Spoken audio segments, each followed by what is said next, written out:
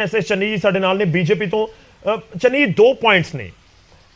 ਪਹਿਲਾ ਪੁਆਇੰਟ ਇਹ ਹੈ ਕਿ ਕਰੀਬ 1 ਮਹੀਨੇ ਬਾਅਦ, ਉਹ ਵੀ ਮੁੱਖ ਮੰਤਰੀ ਦੀ ਚਿੱਠੀ ਲਿਖਣ ਤੋਂ ਬਾਅਦ, ਗਵਰਨਰ ਸਾਹਿਬ ਇਹ ਕਹਿ ਰਹੇ ਨੇ ਕਿ ਜੋ ਸੈਸ਼ਨ ਸੱਦਿਆ ਸੀ ਉਹ ਗੈਰ ਸੰਵਿਧਾਨਿਕ ਸੀ।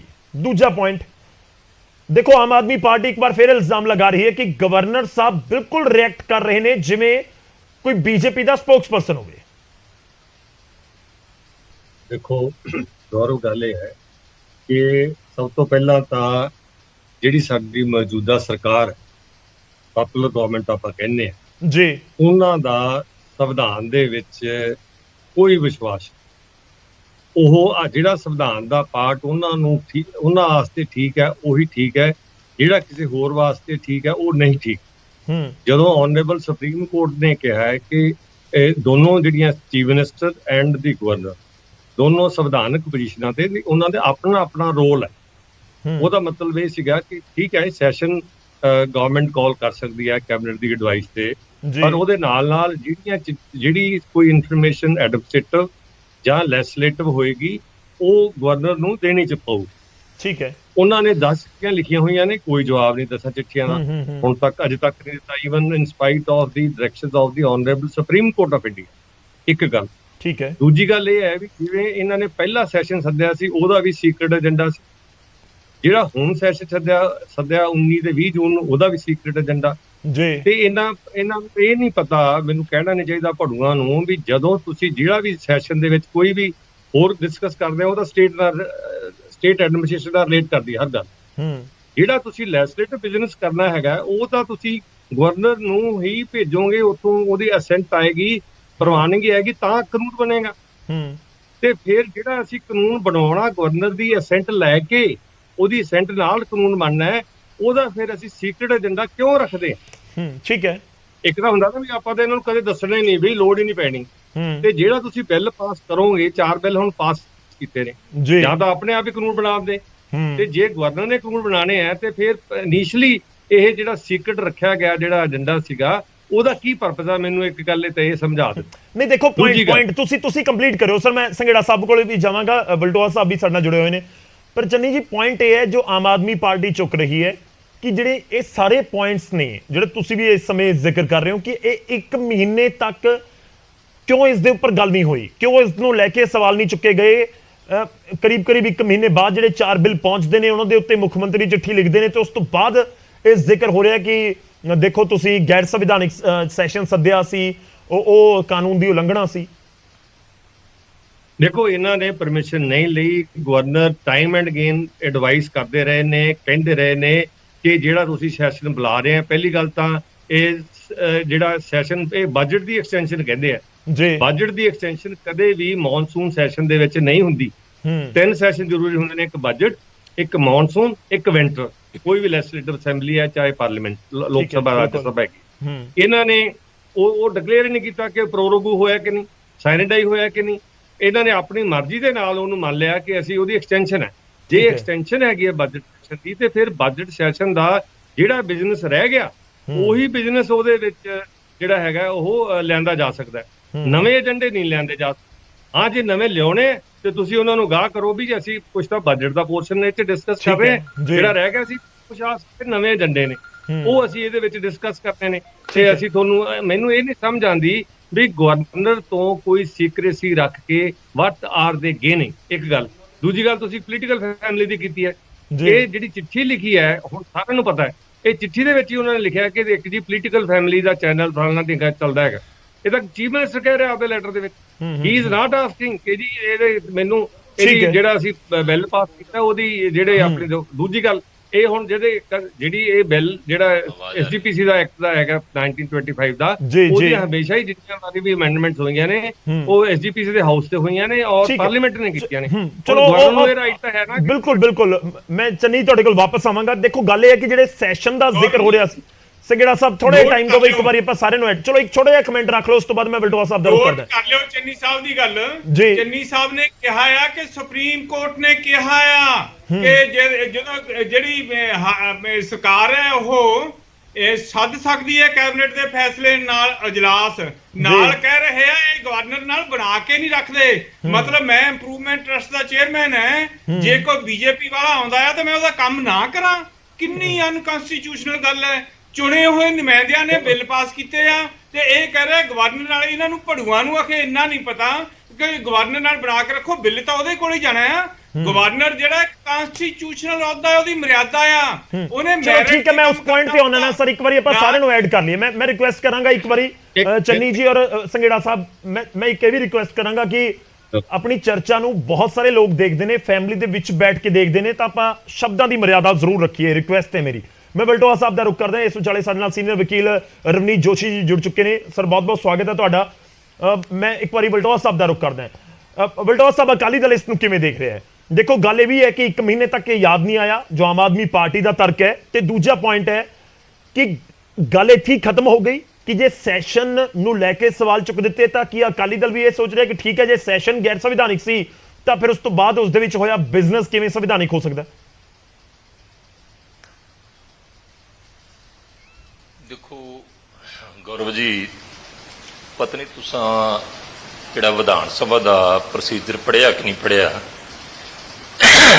ਜਾਂ ਵਿਧਾਨ ਸਭਾ ਕਿਵੇਂ ਚੱਲਦੀ ਹੈ।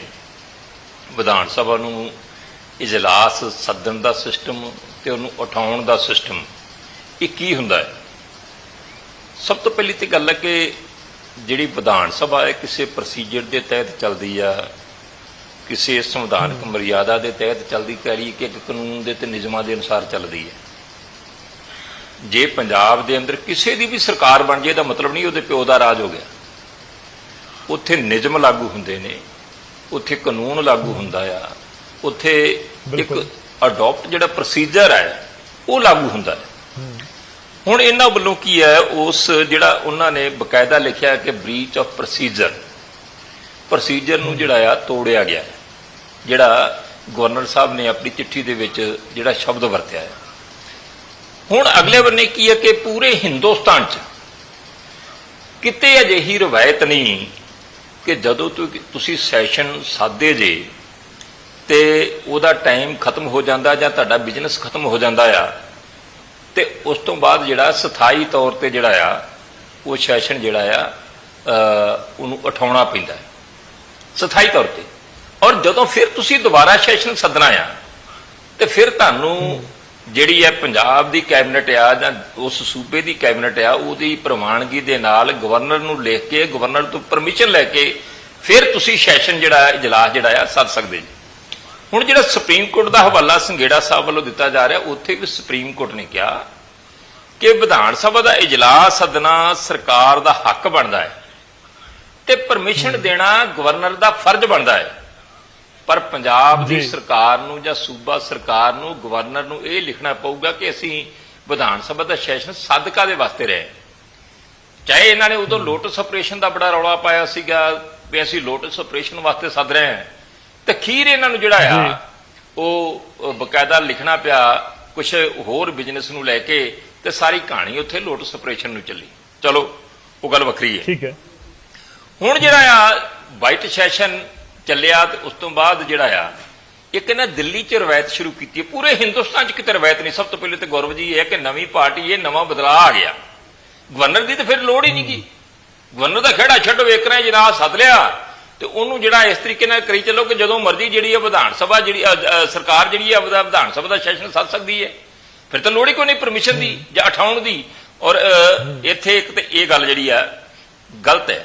ਜੇ ਹੁਣ ਕਾਨੂੰਨੀ ਤੌਰ ਤੇ ਇਹ ਜਿਹੜਾ ਸੱਦਿਆ ਹੋਇਆ ਇਜਲਾਸ ਹੈ ਇਹ ਗਲਤ ਸਾਬਤ ਹੋ ਜਾਂਦਾ ਆ ਤੇ ਜਿਹੜਾ ਲੱਖਾਂ ਰੁਪਈਆ ਖਰਚਿਆ ਗਿਆ ਫਿਰ ਉਹ ਕਿਸ ਖਾਤੇ 'ਚ ਜਾਊਗਾ? ਇੱਕ ਤੇ ਇਹ ਵੀ ਸਵਾਲ ਜੇ ਉੱਠਣਾ ਹੈ। ਹੁਣ ਅਗਲਾ ਸਵਾਲ ਜਿਹੜਾ ਤੁਸੀਂ ਗੱਲ ਕਰਦੇ ਜੇ ਕਿ ਗਵਰਨਰ ਸਾਹਿਬ ਨੂੰ ਮਹੀਨੇ ਬਾਅਦ ਯਾਦ ਕਿਉਂ ਆਈ। ਪਹਿਲੀ ਤਾਂ ਗੱਲ ਹੈ ਕਿ 20 ਤਰੀਕ ਨੂੰ ਸ਼ਾਇਦ ਇਹ ਪਾਸ ਕਰਦੇ ਤੇ 10 ਕੁ ਦਿਨ ਮੇਰਾ ਖਿਆਲ ਹੈ ਕਿ ਸਪੀਕਰ ਸਾਹਿਬ ਦੇ ਸੱਜੇ ਖੱਬੇ ਘੁੰਮਦਾ ਰਹਿੰਦਾ ਹੈ। ਤੁਹਾਨੂੰ ਵੀ ਪਤਾ ਹੋਣਾ, ਤੁਸੀਂ ਟਾਈਮ ਕੱਢ ਕੇ ਦੇਖ ਲਿਆ ਜੀ। ਜੁਲਾਈ ਮਹੀਨੇ ਦੇ ਵਿੱਚ ਜਿੱਥੋਂ ਤੱਕ ਮੈਨੂੰ ਮੁੱਖ ਮੰਤਰੀ ਨੇ ਆਪਣੀ ਚਿੱਠੀ 'ਚ ਵਲਟੋਆ ਸਾਹਿਬ ਜ਼ਿਕਰ ਕੀਤਾ ਹੋਇਆ ਕਿ ਅਸੀਂ 26 ਤਰੀਕ ਨੂੰ ਭੇਜ ਦਿੱਤਾ।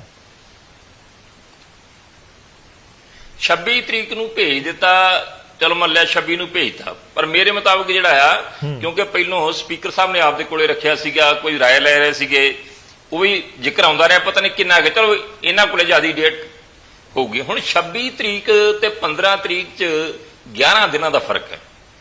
ਹੁਣ ਗਵਰਨਰ ਸਾਹਿਬ ਇੱਥੇ ਕੀ ਕਹਿੰਦੇ ਆ ਕਿ ਮੈਂ ਵੱਖ-ਵੱਖ ਜਿਹੜੇ ਐਕਸਪਰਟ ਲੋਕ ਨੇ ਉਹਨਾਂ ਕੋਲੋਂ ਇਸ ਸਾਰੇ ਜਿਹੜਾ ਵਿਧਾਨ ਸਭਾ ਦਾ ਸੈਸ਼ਨ ਹੋਇਆ ਉਹਦੇ ਬਾਰੇ ਰਾਏ ਲਈ, ਤੇ ਰਾਏ ਜਿਹੜੀ ਦਿੱਤੀ ਉਹਨਾਂ ਨੇ, ਉਸ ਤੋਂ ਬਾਅਦ ਮੈਨੂੰ ਯਕੀਨ ਹੋ ਗਿਆ, ਯਕੀਨ ਸ਼ਬਦ ਲਿਖਦੇ ਹੋ ਕਿ ਯਕੀਨ ਹੋ ਗਿਆ ਕਿ ਇਹ ਜਿਹੜਾ ਵਿਧਾਨ ਸਭਾ ਦਾ ਸੈਸ਼ਨ ਹੈ ਇਹ ਗੈਰ ਸੰਵਿਧਾਨਕ।